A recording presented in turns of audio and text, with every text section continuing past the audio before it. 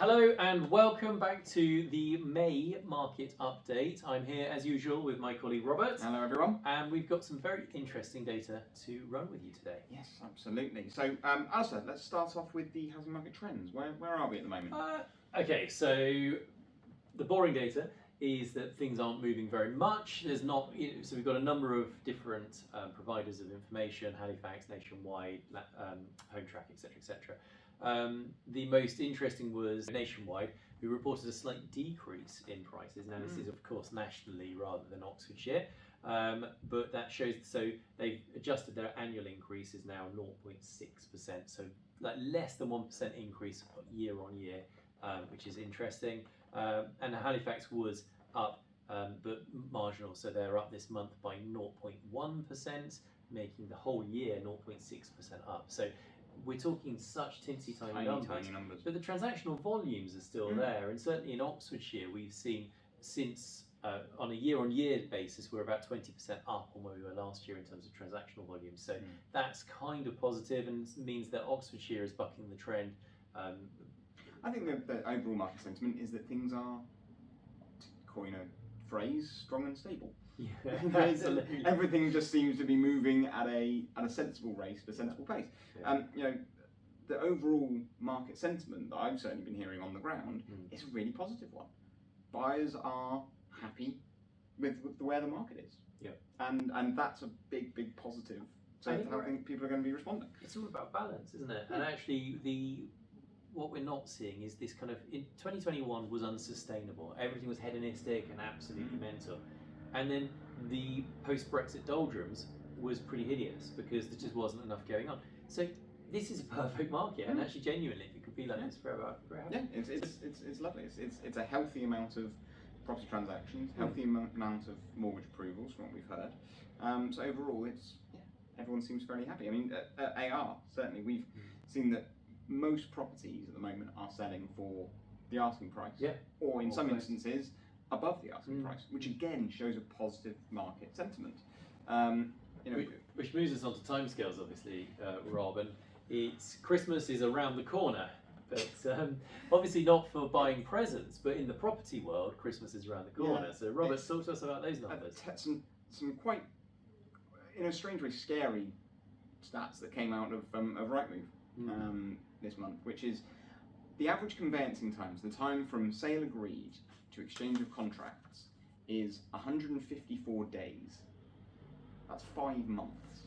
Just over 5 months. That's crazy. 5 months. Hang on. Sale agreed to exchange is 5 months. It's 5 months. Okay, and I do monitor this so I can't talk about other agents, but in branch it's 91 days. Yeah. Just so you know. Yeah, no, but this is all UK average conveyancing times. Is 5 months. The UK average selling time is 62 days. So in total that takes it to 7 months. So the headline, if you're going to take one from this, is if you want to sell and move before Christmas, you need to market in the next 4 to 5 days to actually move. Which is it. Obviously, a lot of those numbers are going to be averages. Half of them would be quicker. Exactly. So we're not going to. I'm not going to lose too much sleep. Don't think you have to have a mad rush to the market in the next 4 days. But it's just terrifying stats, and I think it more goes to show how the conveyancing process is so broken and so backwards in this country. You know, we have people who are buying houses, and they've bought houses in Australia, in America, in France, Spain, wherever across the world, and you can get it done within 30 days, maximum 60 days, and it's done. You bought a house and you moved in. But this country, it takes us 5 months. Yeah, it needs to be reformed. The government are actually looking into different ways of different solutions to actually improve this, because of course it's just not sustainable to have that sort of length of time. So talking about transactions, obviously mortgage rates are on the up but marginally. So about a week ago now, the base rate didn't increase didn't decrease, and the projections have been that they were expecting a decrease. So that decrease has come slower than anticipated, meaning that the swap rates have just edged up slightly because they've been banking on the rates coming down sooner. So the mortgage products, they're going up marginally. It's probably a good time to lock into a mortgage product now, because if they go up again, obviously it's worse. And we talk about a 5-month legal process. Well, if you are buying a property and you lock in, you get a mortgage at the start of that process, and then rates do drop, you can just reapply on the new rates. Yeah. So, and if they go up, you just keep hold of the Keep ones on you've got. rate with the- So what yeah, you've got. it's definitely prudent to take action sooner rather than later. No, absolutely. And the chances are that the base rate is going to come down at some point. We just don't know when that's going to be. So I think overall, what we're trying to say is that the market seems very stable at the moment. Everything seems to be moving. Properties are selling. The only sentiment I will add: properties are selling if they're priced correctly. That the market is a price sensitive one. So we can't go in with overly inflated prices. So one sentiment that I'm sort of harping to people is just be cautious. If you do have your property valued and you do get a figure that you feel is ludicrously over the top, it may be too good to be true. It could be a strategic overvaluation. Exactly. It's just something to be very, very cautious of, and something that we see on a fairly regular basis. It's not always about who's valuing your house the highest; it's who's actually bringing the best comparable evidence to show you what your house is actually worth.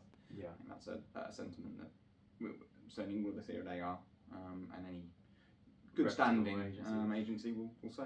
Okay, and in addition to this, obviously there's the rental market and what's going on in the lettings world. And we'll keep it short because the simple fact is not much has changed. Still far too much demand for the supply. The supply continues to dwindle because anybody who's a higher rate taxpayer paying tax on the whole rent is they're all selling their properties, and so we're seeing fewer and fewer properties available to let, and the same amount, if not more, people wanting to rent. So that's causing issues there.